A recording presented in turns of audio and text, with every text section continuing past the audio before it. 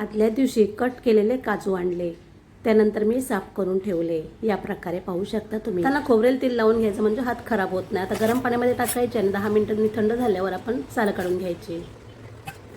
कढईमध्ये 2 चमचे तेल, कांदे घालूया. कांदा परतून झाल्यावर आलं लसूण पेस्ट अर्धा चमचा.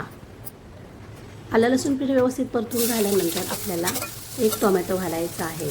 टोमॅटो मऊ झाल्यानंतर पाव चमचा हळद, 1 चमचा होममेड मसाला, लाल मिरची पावडर तेलामध्ये परतून झाल्यानंतर काजू आणि 1 बटाटा कट केलेला ॲड करूया. यामध्ये व्यवस्थित मिक्स करून झाल्यानंतर चवीनुसार मीठ घालूया आणि गरम पाणी इथे घालायचं आहे 1 कप आणि लो टू मीडियम फ्लेमवर 5 ते 6 मिनिटांमध्ये काजू शिजतील. ते कमी घातलेले आहे कारण मालवणी कांदा खोबऱ्याच्या वाटणमध्ये मीठ असतं. 2 चमचे कांदा खोबऱ्याचं वाटण्याला लागण्यासाठी 2 मिनिटं अजून शिजवूया. आत्ता कोथिंबीर वरून घालूया. मस्त अशी काजूगरची भाजी आपली तयार आहे. एकदा नक्की ट्राय करा, खूपच छान लागते. तुम्हाला नक्कीच आवडणार. आवडल्यास लाईक करा, शेअर करा, चॅनलवर सबस्क्राईब करा.